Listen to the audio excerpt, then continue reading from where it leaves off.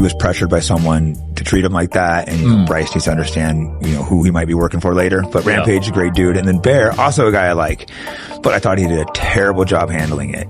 Bear actually called me after I talked to Rampage, kind of freaking out. And I'm like, Bear, if you want my honest opinion, you look like you look terrible.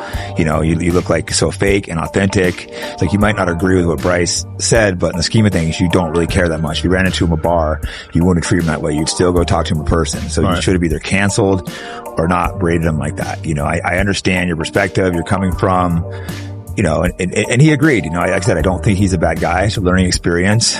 I go, what you should do is I would immediately, delete the episode, call and apologize to Bryce, and then apologize publicly. Yeah. So we did delete the episode. I'm not sure if he called Bryce. I don't think there's no public apology, but again, I think a lot of people are just bashing that guy. People need to realize the world's complex, I think he did a terrible job, but he's not a bad guy. It's like a learning experience, and he did realize he fucked up. Yeah. And same with Rampage. Same with Bryce, all these guys, people are giving him shit. Like Rampage, people need to make money. They have kids to feed. And people are calling Bryce a coward for not defending himself. But it's like, he has tremendous respect from Rampage, one of the guys he watched as a kid.